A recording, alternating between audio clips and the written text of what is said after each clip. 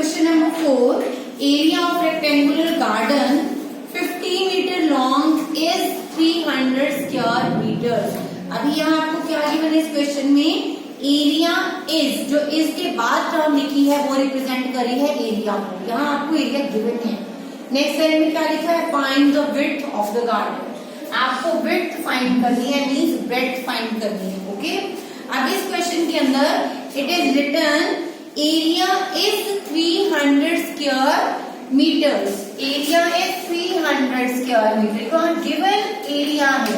Okay, and you are given that garden is 50 meters long. You are also given what is the length of this garden. Now you have to find the breadth. जैसे आपके perimeter के question थे, जहाँ perimeter given होता था वहां आप shifting करवाते थे, है ना।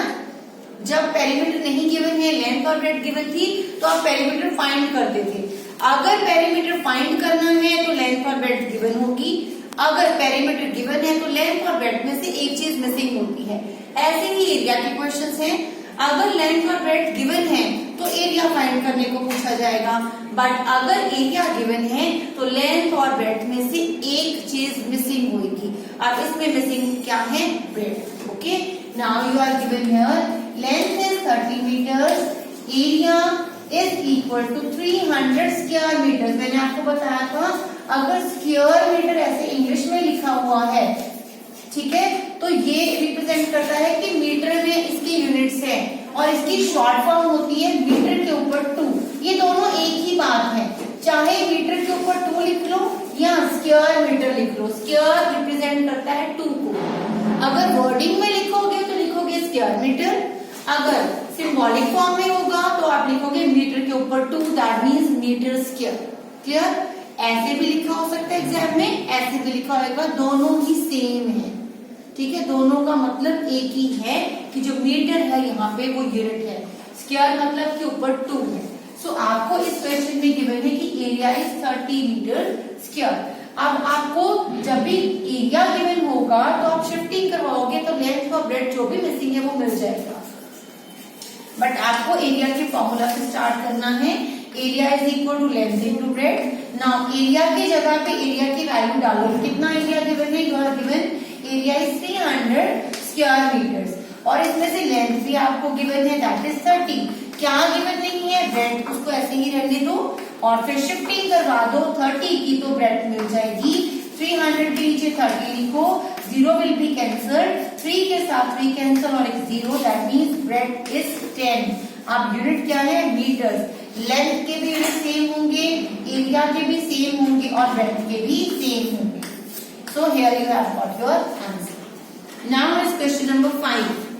What is cost of tiling a rectangular plot? एक rectangular plot है जिसमें आपने टाइलिंग करनी है।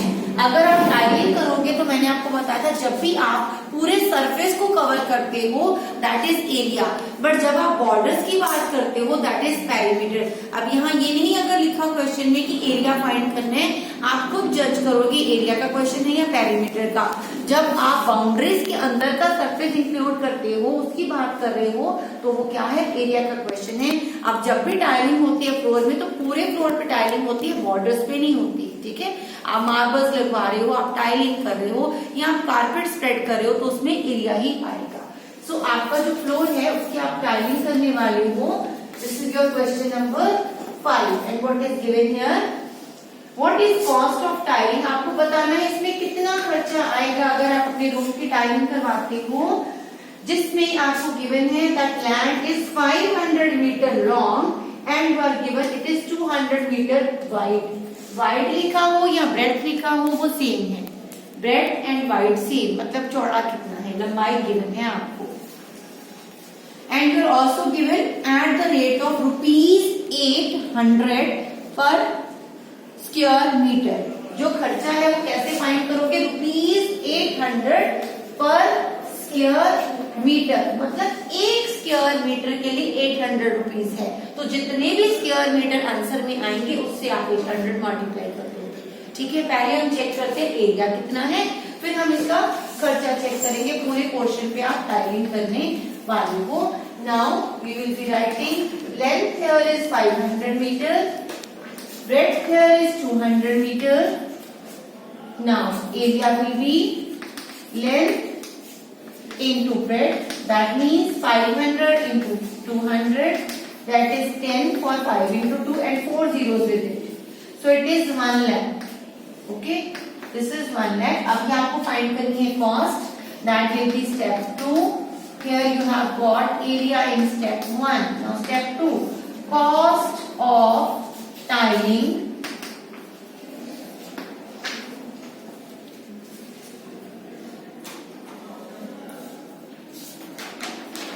Here it is written that rupees 8 per 100 square meter, not 800, it is rupees 8 per 100 square meter. अगर आप 100 square meter करते हो तो 8 रुपीज खर्चा है.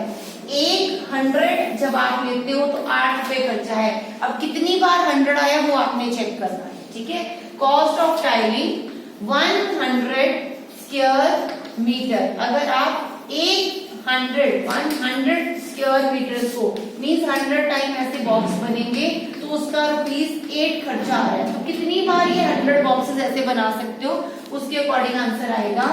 It is rupees 8. अब आपने देखना है कितने टाइम यहाँ पे इसका कॉस्ट आ रही है 1 लाख का.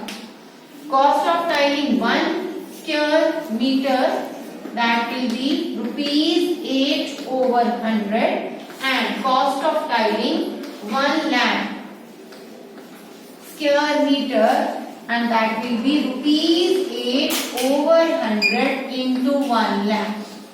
जैसे आपने वो क्वेश्चंस किए थे, 2 zeros कैंसिल होगी and this is rupees 8,000. This is your answer.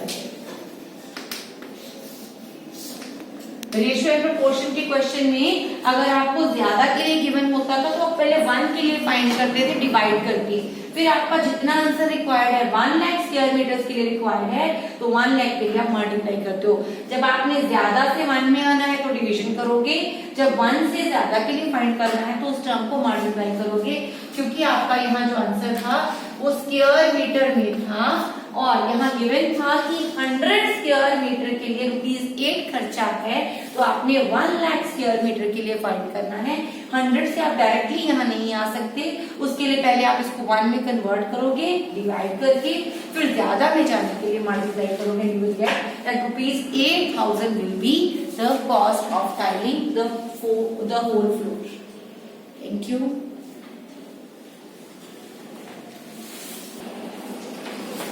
Question number 8. A floor is 5 meter long and 4 meter wide. एक फ्लोर गिवन है आपको रूम का जो 5 मीटर इसकी लेंथ है और 4 मीटर इसकी ब्रेड्थ है. A square carpet of side 3 meter is laid on the floor. एक कारपेट लेके आए आप जो इसकी 3 मीटर साइड थी और जो साइज था वो जो शेप थी वो स्क्वायर शेप थी. जो ये कारपेट है ये स्क्वायर शेप का है और इसकी एक साइड है 3 metre, that means every side will be of 3 feet. अब इस कारपेट को इस रूम में बिछाना है. ओके, ये कारपेट आपने यहाँ स्प्रेड करना है. अब क्योंकि ये इसका एरिया और इसका एरिया सेम नहीं होगा तो आप ये बताओगे कितना एरिया खाली रह गया जहाँ कारपेट नहीं है. How much area is left without carpet.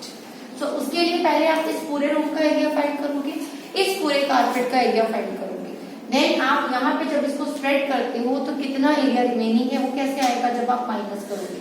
Bigger area जो भी आएगा उसमें से अदर एरिया माइनस कर दो तो रिमेनिंग पोर्शन मिल जाएगा. Okay, so let us start.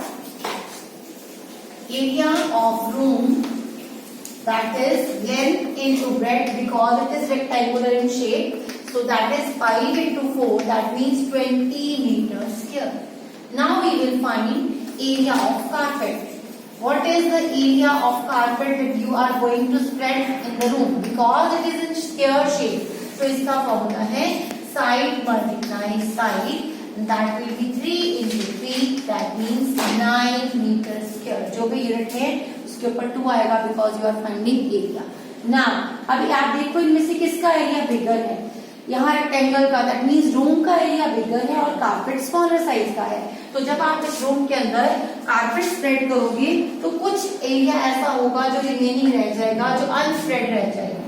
ठीक है, इस तरह से सपोज आपने ये कारपेट स्प्रेड कर दिया, so some area is remaining without carpet and you have to find what is that area where carpet is not spread. तो bigger area में से जब आप ये smaller minus कर दोगे, you will get the remaining area. Okay. Now part 3, area of room without carpet. जहाँ carpet spread नहीं हुआ, bigger area is 20, smaller area is 9 and your answer is 11 meters square. ठीक है, अनस्प्रेड कारपेट पोर्शन आपको मिल गया, बिगर में से स्मॉलर माइनस कर दिया. Clear? Next is question number 9. 5 square beds each of side 1 metre are dug on a piece of land 5 metre long and 4 metre wide. एक आपके पास लैंड है, इसमें लेंथ आपको गिवन है, जो लैंड है पीस है लैंड का, धरती का एक टुकड़ा है जो 5 मीटर लॉन्ग है एंड 4 मीटर इज स्प्रेड. इस लैंड के अंदर आपने छोटे छोटे फ्लावर बेड्स बनाए. फ्लावर बेड्स क्या होते हैं? क्यारियां होती है घर पे आपकी. स्क्वायर शेप के फ्लावर बेड बनाए जिसके अंदर आपने फ्लावर्स ग्रो कर दिए. ये जो 5 फ्लावर बेड बनाए हैं, ये 5 फ्लावर बेड स्क्वायर शेप के हैं. every flower bed is in square in shape. तो यहाँ पे आपने 5 flower beds बना दिए. ठीक है, इनके अंदर आपने फ्लावर्स ग्रो कर दिए. ये सारे के सारे स्क्वायर्स 1 मीटर साइड के हैं. पहला भी, दूसरा भी, तीसरा भी, फोर्थ वाला भी और फिफ्थ भी, सबका साइड 1 मीटर है. What you have to find out? What is the area of remaining part of land? अब आपको बताना है जो रिमेनिंग पार्ट है लैंड का, जहां ये फ्लावर बेड्स नहीं स्प्रेड हुए, वो कितना है. तो जैसे आपने ये क्वेश्चन किया, this is as simple as this question. यहाँ पे आपने बिगर एरिया पहले फाइंड करना है, फिर ये स्मॉलर एरियाज को इनमें से माइनस कर देना है. जितना भी एरिया रिमेनिंग आएगा यू विल गेट माइनस करके. ठीक है, सो पहले आप जो पार्ट करोगे उसमें आप इस बिगर लैंड की एरिया फाइंड करोगे. Length is 5 metres, breadth is 4 metres, area of land जहां आपने फ्लावर बेड्स बनाने हैं that is length into breadth, that means 5 into 4 which is 20 metre square. पूरा लैंड आपके पास 20 मीटर स्क्वायर का है. Part 2, here you will find that what is the area of one flower bed. Now side of one flower bed, उसकी एक side है 1 metre की. Then area of one flower bed, अगर उसकी 1 साइड है 1 metre की है, then area will be side into side because it is in square shape. That means 1 meter into 1 meter, 1 into 1 is 1 and meter square. अभी आपको 1 flower bed का area मिल गया, but आपने 5 फ्लावर बेड्स बनाने हैं. सो 5 फ्लावर बेड्स का area क्या होएगा? या तो 1 को ऐड कर लो 1 1 1 5 टाइम्स, या फिर जो पहले का एरिया है उसको 5 से मल्टीप्लाई कर दो. ठीक है, so part 3 area of 5 flower beds. क्योंकि आपने 5 फ्लावर बेड्स बनाए हैं तो 5 के 5 फ्लावर बेड्स का एरिया फाइंड करिए. 5 into 1 that means 5 metre square. अभी रिमेनिंग एरिया चाहिए, that you will do in 4th step. Area of remaining land, और वो कैसे आएगा? जब आप पूरे में से 5 फ्लावर बेड्स को माइनस कर दोगे. Whole area is 20 metre square, उसमें से ये फ्लावर बेड्स का माइनस कर दो and you are left with 15 metre square.